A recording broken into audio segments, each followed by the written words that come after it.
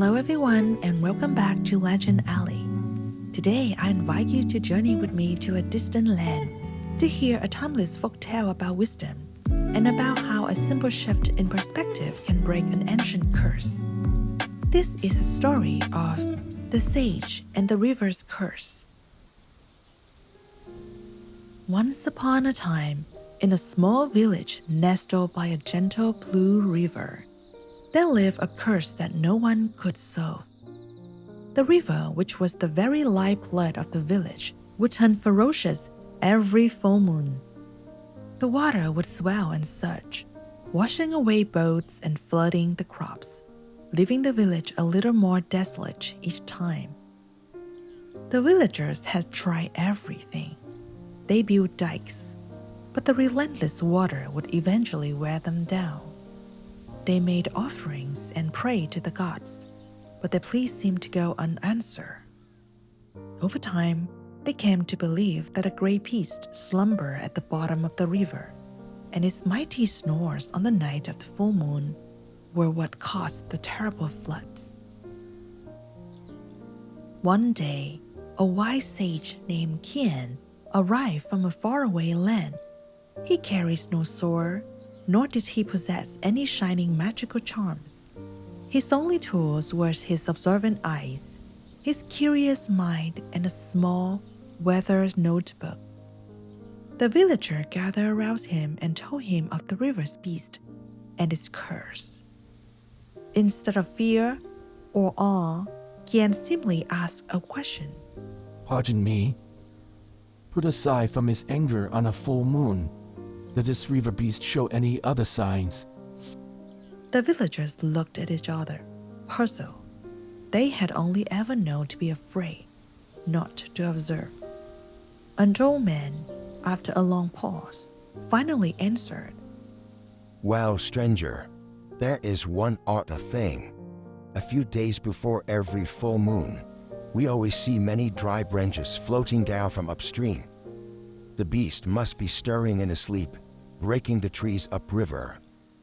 Dry branches. Kian murmured, scribbling something in his notebook. He thanked the villagers, but he did not go to the riverbank to confront the beast. Instead, he did something no one had ever done before. He walked upstream. After a day's journey, Kian discovered something remarkable.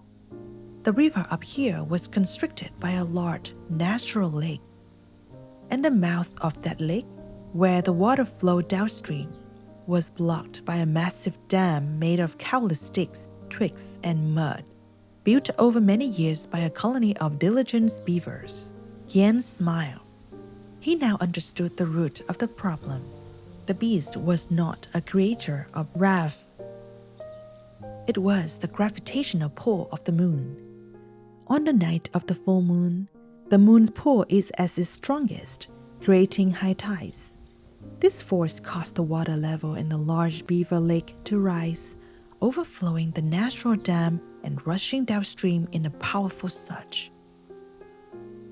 The dry branches the villagers saw were simply excess materials from the beaver's construction, washed away by the strengthening current days before the flood's peak. Instead of trying to destroy the beaver dam, Kian returned to the village. He didn't explain tidal forces or gravity, knowing those concepts were too alien. He spoke in a language they could understand. My friends, the river beast is not angry.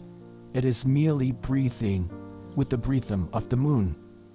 Its breath is powerful, but it is also predictable. Instead of fighting its breath, let us befriend it and use that very breath to make our fuse more fertile. He guided the villagers to dig a series of small canals, widening like tree branches, leading from the river into deep reservoirs dug further inland. When the beast exhaled on the night of the full moon, the rushing water, instead of causing destruction, now flowed obediently into the canals, filling the reservoirs. That water, rich with salt, became a precious source of irrigation for the dry days that followed. The curse was broken.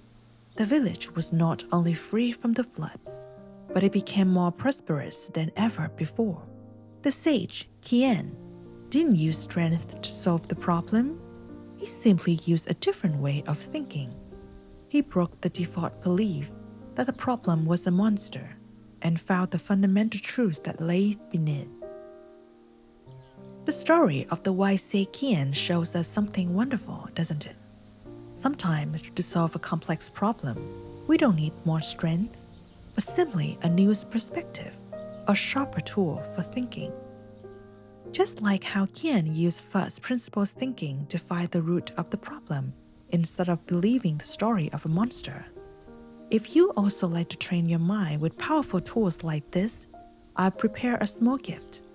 It's a free PDF guide called The Thinker's Toolkit, which introduces 3 classic mental models used by some of the greatest minds in history.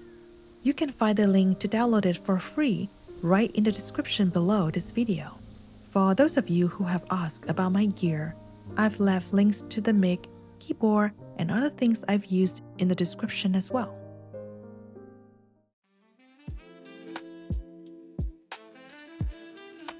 Thank you for listening to today's story.